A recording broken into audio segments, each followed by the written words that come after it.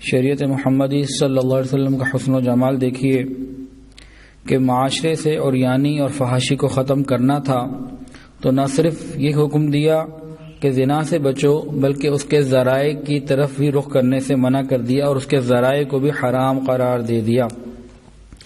مثل مشہور ہے، نہ باس ہوگا نہ بجے کی بانسری، یعنی جس مندر پر جانا نہیں اس کا راستہ کیا پوچھنا، اس کے بارے میں کیا معلومات رکھنی، لہذا ہر وہ کام جو زنا کے لیے راستہ ہموار کر سکتا تھا اس کو اللہ رب العزت نے حرام قرار دے دیا۔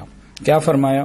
وَلَا تَقْرَبُوا الزِّنَا، یہ نہیں کہا کہ تم زنا نہ کرو، قرآن پاک میں یہ نہیں کہا، بلکہ فرمایا کہ تم اس کے قریب بھی نہ جاؤ۔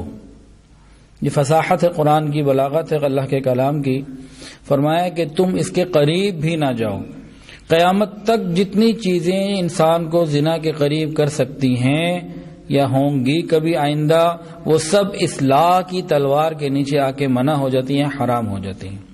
حکم ربی ہے، قیامت تک کے لیے ہے، وَلَا تَقْرَبُوا الزِّنَا، تم اس کے قریب بھی نہ جاؤ۔ اب آج کی محفل میں بھی اور آئندہ ایک دو مجالس میں اسی کو کھولا جائے گا کہ کیسے کیسے اللہ رب العزت نے اس کے لیے اسباب کو منع کیا۔ تو آج ہم بات کریں گے موسیقی کے بارے میں۔ یہ بھی ایک ایسا ذریعہ ہے جو زنا کے انسان کو بہت قریب کر دیتا ہے، اور قرآن مجید کی جو آیت پڑھی گئی وَمِنَ النَّاسِ مَن يَشْتَرِي لَهْوَ الْحَدِيثِ، لہو الحدیث سے روح المعانی کے اندر لکھا ہے کہ ہر وہ چیز جو انسان کو اللہ کی یاد سے غافل کر دے وہ لہو الحدیث ہے۔ اور مفسر قرآن حضرت عبداللہ ابن مسعود رضی اللہ تعالی عنہ، جو سابقین الاولین میں سے ہیں، 6 نمبر کے صحابی ہیں، انہوں نے ساری زندگی نبی علیہ السلام کی خدمت میں گزاری، سفر میں، حضر میں، ہر وقت آپ کے ساتھ رہے۔ 6 نمبر پہ مسلمان ہوئے، بالکل ابتدا میں۔ مکہ کا سارا زمانہ انہوں نے دیکھا، مدینہ کا سارا زمانہ انہوں نے دیکھا، اور قرآن کے بارے میں ان کے ایک اسٹیٹمنٹ ہے، بہت اسٹرانگ اسٹیٹمنٹ۔ فرماتے ہیں قرآن مجید کی ہر آیت جو نازل ہوئی مجھے معلوم ہوا کہ کب نازل ہوئی، اس کا شان نزول کیا تھا، اس وقت حالات کیا تھے۔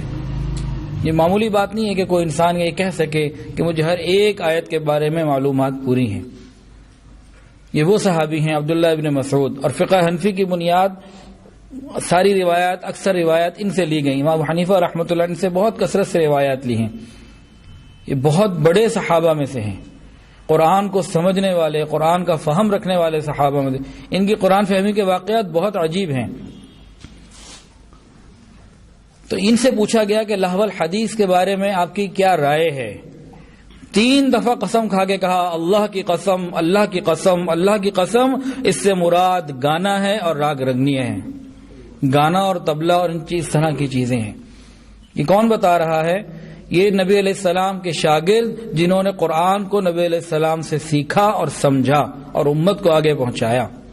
آج بہت سے لوگ کہہ دیتے ہیں موسیقی کے بارے میں، اس کو جائز کرنے کے بارے میں مختلف باتیں۔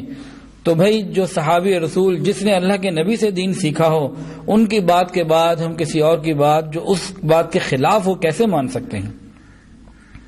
اور احادیث سنیے، نبی اکرم صلی اللہ علیہ وسلم نے فرمایا، منع کیا کہ گانے والی لونڈیوں کے خریدنے اور بیچنے اور ان کو گانا بجانے کی تعلیم دینے سے منع فرمایا، اور ارشاد فرمایا کہ ان کی قیمت کھانا حرام ہے۔